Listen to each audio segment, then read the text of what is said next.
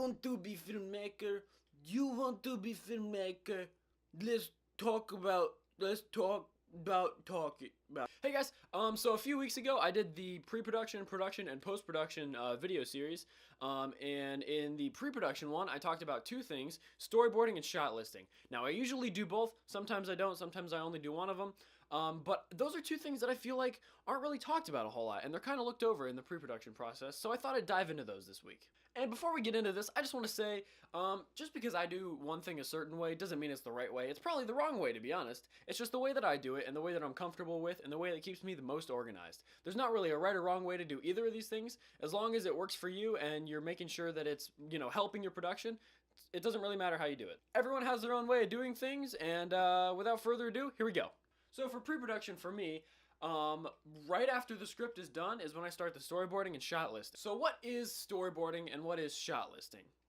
Well, storyboarding is basically just taking shot ideas and framing ideas and putting them down onto paper, and I don't know, being able to visualize them is really helpful, and it helps me a lot anytime I need to kind of figure out how I want shots to look. It's also a great way to tell how two shots cut together are going to look, because you can just look at one and look at the other really quick, and it's like they cut between the two shots. So it's a great way to be able to do that too. And shot listing is basically just the word equivalent of the storyboarding, taking the pictures and putting that into words. For example, close up, hand reaching into frame, picking up glass. Something like that. Something simple, just a one line of what you want the shot to be. So like I said, usually the first thing that I'm going to do after the script is done is sit down and begin to storyboard. I have blank panels and storyboard outlines that I made up in Photoshop, and I just use those basically to start my storyboarding. For the blank ones that I made myself, I have 4 panels on each page. Basically, I just have 1, 2, 3, 4, and underneath there is enough room for like 2 or 3 lines of a scene description of what's happening in the scene, if there's any camera movements, sound effects, lighting, things like that, just so I'm clear on, what I really want in that scene. Now, depending on how long the script is, storyboarding for me, if I do it, can usually take anywhere from a week or two to like 2 months. Storyboarding Subject 63 took forever. It was also because I was really busy at the time and I was still in high school and stuff, but it takes a while. If you're gonna do like decently detailed pictures, it takes a while. And that's another thing. You don't really need to be super good at drawing to do these. If you can do more detailed drawings, that's great. If you have the time and the freedom to do it and the talent, you might as well, because it's gonna just be able to make everything clearer for you on set. If you can't though, just draw stick figures. All you have to do is really get across the depth perception and things like that, so it's clear as to like if you have someone standing here and someone standing here. All you got to do is draw one of the stick figures a little bigger. So, I mean, you don't really have to go super into detail. You can if you want and if you're talented enough to, but I just kind of throw together whatever I can. And storyboarding isn't something that I always do. I usually do it for longer pieces, longer projects that I'm working on, or if I want to make sure, if I have a very, very specific vision for the film, being able to like, storyboard the entire thing and making sure that the vision and the look and the tone of the thing is consistent from the first storyboard to the last storyboard.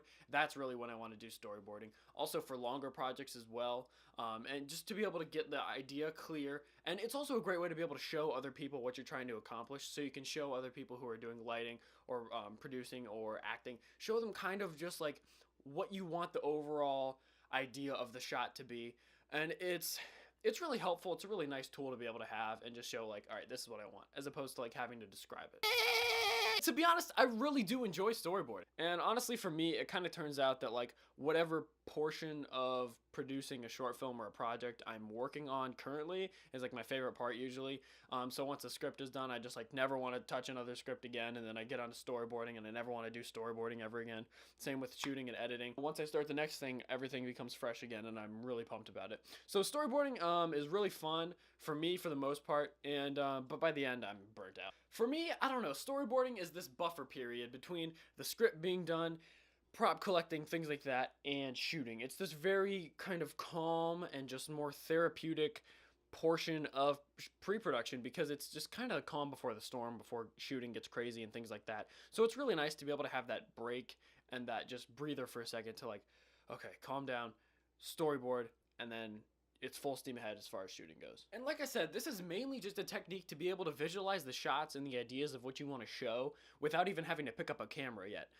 Things like animation take an ungodly amount of storyboards because it's all from scratch. You know, they're not shooting anything, so they have to they have to do these really detailed drawings of like what they want to do. And so Pixar has tons of storyboards. They always storyboard.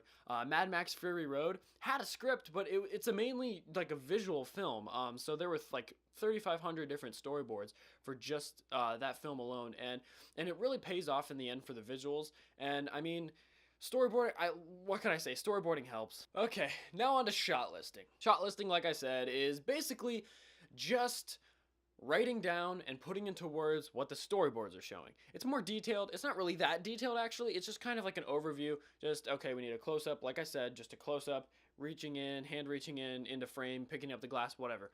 It's just a checklist, really, to keep on set with you, to make sure that you're getting everything you need. And the way that I do my shot list, usually, if there's multiple locations for a video that we're making, usually I will break it down into location, because being able to just look at it and saying, okay, we're at the park today, we need to get all the shots at the park, and being able to go through and just all the shots we need, being able to efficiently get all of them, and making sure we're leaving the location knowing that we have all the shots we need and we're not missing anything. It's a really like calming thing, because without shot lists I would be entirely lost. I know for a fact I would miss shots, any just like buffer shots between things, glue shots, things like that. I would lose them on the day, and then, you know, you can't create the same atmosphere again. You can try, but it's not going to be the same.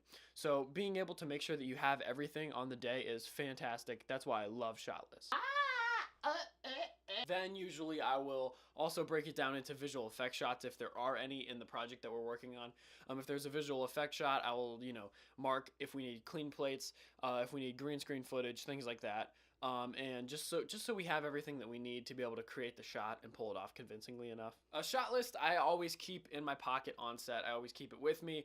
Being able to have that right on my side and pull it out real quick, make sure we're getting everything, being able to cross stuff off, right? Okay, we need another take of this, whatever. It's really handy. It's also really great if I have an extra person on set. If I have someone who can actually just, their job just keep track of us making sure we have all the shots, because that's such an important job. That is like one of the most important things ever. And so if I'm lucky enough to, you know, have someone like that on set, it's great. But if not, I have it with me at all times. So shot listing is really important, and having a shot list on set is vital to making sure you have everything you need. Unlike storyboards, shot lists for me are vital. You have to do them. They're not optional, for me at least. If I don't have a shot list, I'm going to lose my mind on set. It's maddening, absolutely maddening, not knowing if you have shots or not. Did you get that close up? Did you not get that close up? It is insane trying to figure out if you have everything, and trying to scroll through your camera last minute, trying to scroll through all this footage and sifting through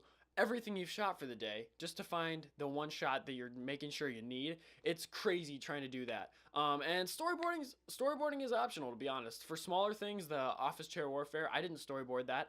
I think you can tell though when something is storyboarded and when something isn't, because the shots are a little more planned out and they're a little more precise as to what they want to be, and there's a lot more direction, I think. So I really stress storyboarding to myself and others if I'm working with other people. But storyboarding is optional. You really don't have to do it. Shot listing for me though, I have to do shot listing. Alright, so that does it for this week's video. One more thing before I outro. I just made a music video for a band called The Permanents. I directed it, shot it, edited it, everything. And I just finished it this week. And I gave it to them, so they'll be posting it soon. I'll put a link in the description if it's up already. If it's not, I'll tweet a link to it.